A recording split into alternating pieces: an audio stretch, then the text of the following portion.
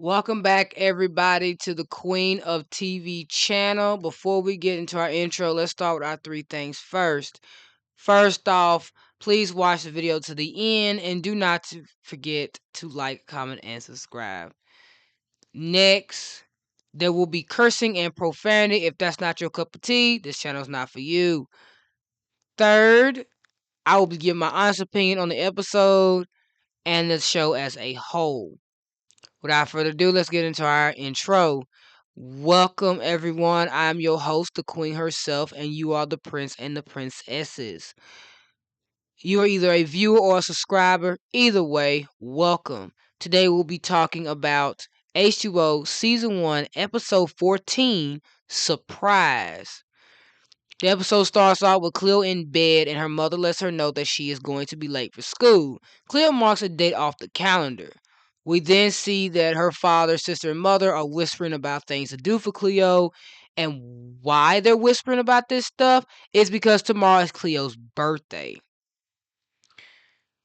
Cleo comes downstairs as they're talking about it, and she's suspicious that they're trying to plant another surprise party. They deny that they're doing this and keep it from her. She's suspicious, but she believes them.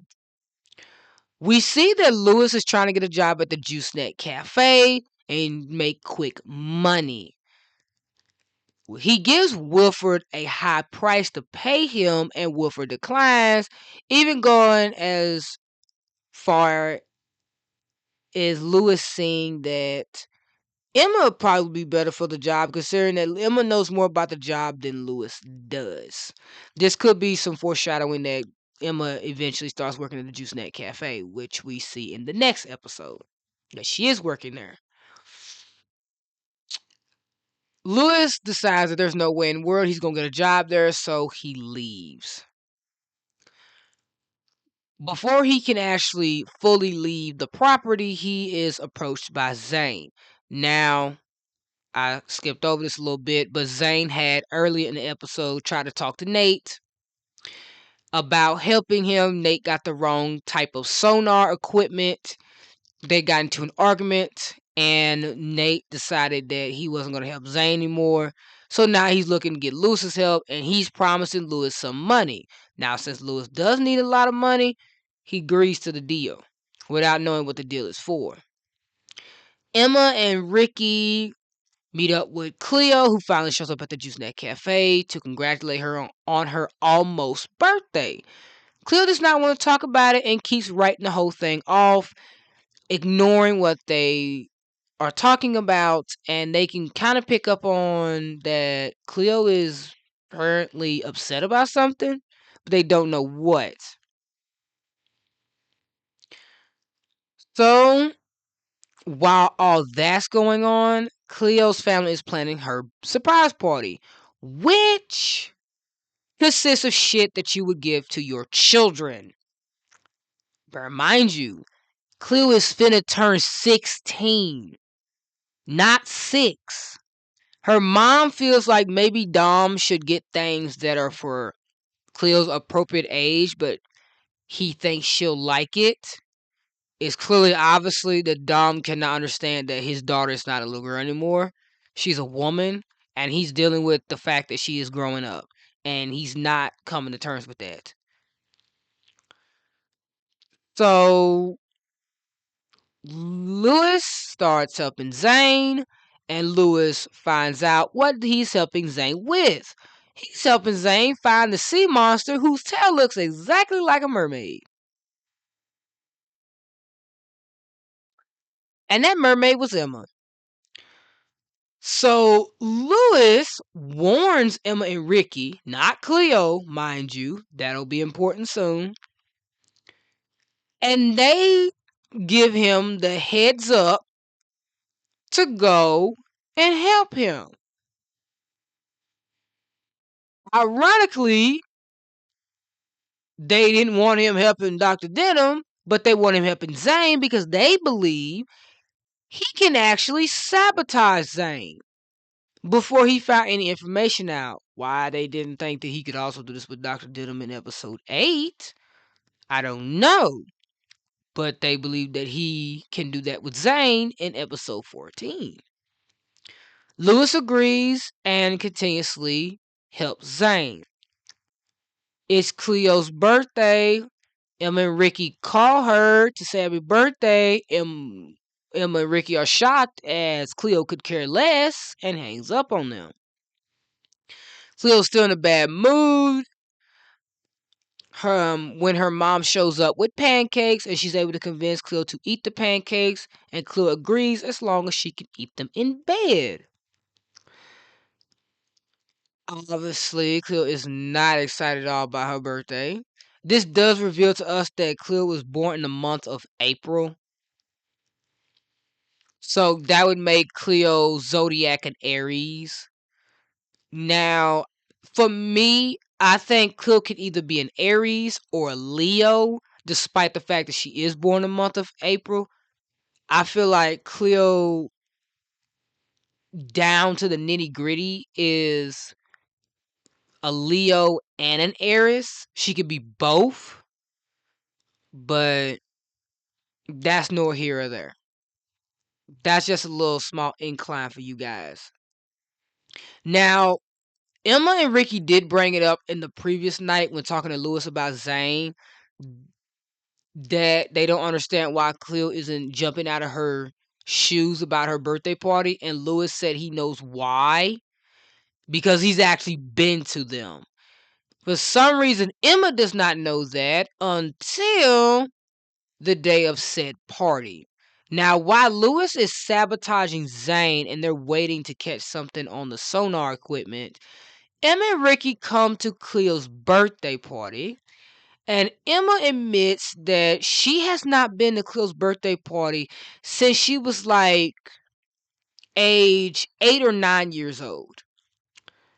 And it seems like it's the same exact way when Emma had first went to that party. So it's been made very clear to the both of them why Lewis said that he cannot blame Cleo for not being happy by her birthday parties. There's no teenagers there. It's all little kids and a pony of all things, a clown, and Cleo can hear all this out of her bedroom window. She goes downstairs and everybody's like, surprise! And Cleo is upset and her dad's trying to go up there to be all happy and stuff, but Cleo immediately jerks her hand away from him and says, you said you wouldn't. How could you? Cleo runs away. Emma and Rikki run after her because she also gets mad at them for not telling her. Her dad also goes with them, and Cleo is already gone. And Emma tells him that, she'll come back, and Dom says she better. Cleo runs away. I did not think this through, but I thought that the first time we saw Cleo ran away was in season 2, but actually this is the first time she ran away. So, yeah. Why that went over my head, I don't know why. But obviously, Cleo ran away from home due to her birthday party being a hot mess. She ends up swimming so fast that she bumps Zane's Zodiac with Lewis and him on it, and they pick up that on the sonar equipment. And Zane assumes it's the sea monster until Lewis can see that it's Cleo out in the distance. So he sabotaged Zane and damaged the sonar equipment to the point where Cleo can actually hear them screaming and arguing because she's sitting on top of some rocks, that she quickly gets out of range of their sight and hides out somewhere on Mako Island. Zane's upset with Lewis for damaging the sonar equipment. They get the boat to shore. While Zane is trying to dry that out and clean it, Lewis slips away where he finds Cleo. They have a heart-to-heart talk, and he ends up convincing her that he can fix her birthday. He calls Emma, and they help him get everything together.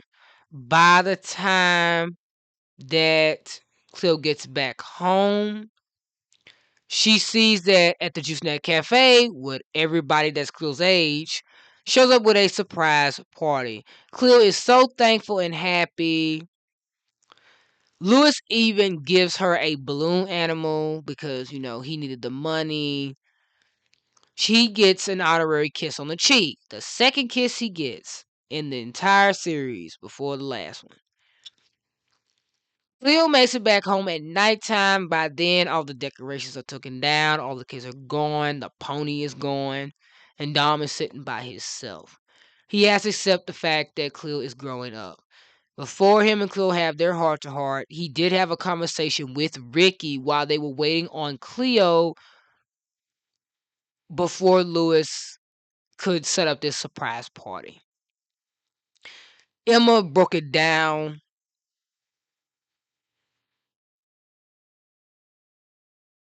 Scratch that. Rikki broke it down to Dom that would she, a teenage girl, want to be caught dead at this party? At her age? He had realized no, she wouldn't have. So he now understands why Cleo feels the way she does. And he realizes that he has ruined her birthday every single year because he refused to accept she was growing up. When they finally have this heart to heart, he admits his fault and he admits that he should have considered her feelings instead of his own. That in reality, he planned this party for himself. Because maybe for a split second, a moment, he wanted to continue seeing her as a little girl. And he has to stop doing that. Cleo obviously forgives him, and after their heart to heart, they decide to have one more jump in that playpen thing with all those plastic balls in it that you jump inside of. And I guess that's what it's called, a playpen. And the episode ends there. If I'm going to be 100% honest, this episode is cringy. First of all, just like episode 11, this episode is decent. There's nothing in it where the couples are bad, but it's like this whole escapade of Zane goes nowhere. Him and Zane, I'm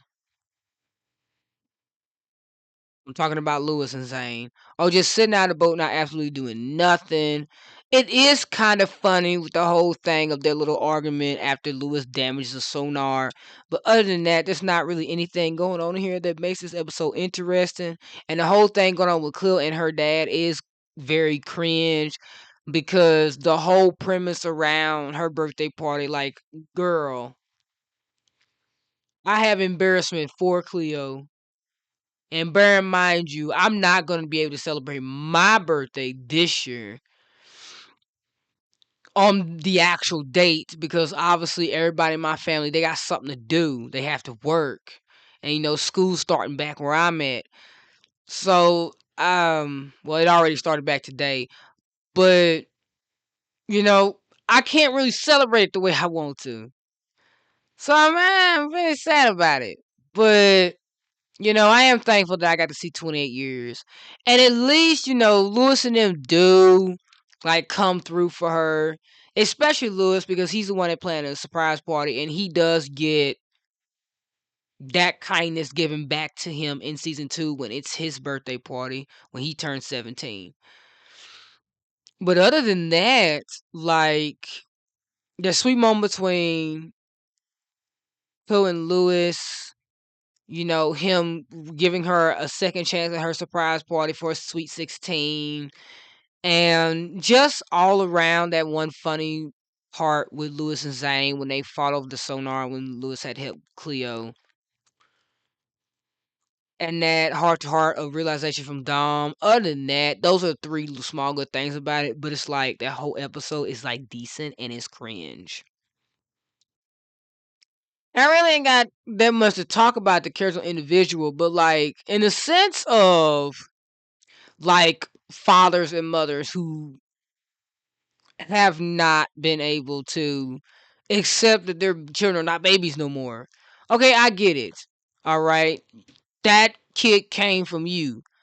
And for all the ladies that gave birth to him, you carried that child for 9 months. But at the end of the day, and even I'm self-aware of this, And I don't even got any kids yet, and I want kids. So it's like at one point when they turn 18, you gotta let them go. You gotta let them go. You gotta accept the fact at some point your kid is gonna grow up and they're not gonna be a baby. If you keep babying them, you're gonna coddle them and you're going to make them selfish and egotistic. So like, let it go. Okay? Your daughters and sons are gonna get married to somebody that you may not like at first, but you will eventually like. And sometimes the person you don't like, you're well in your rights. Second of the all, like they're going to have their own kids. They're going to have their own family. They're not going to be able to see you every single day. And on top of that, they're going to like date. They're going to not spend their birthday with you, their parents. They're going to want to go spend with their friends, stuff like that. You got to let this stuff happen naturally. Y'all can't keep pressuring your kids to stick with you 100% all the time because that's just not the case. That's not going to happen.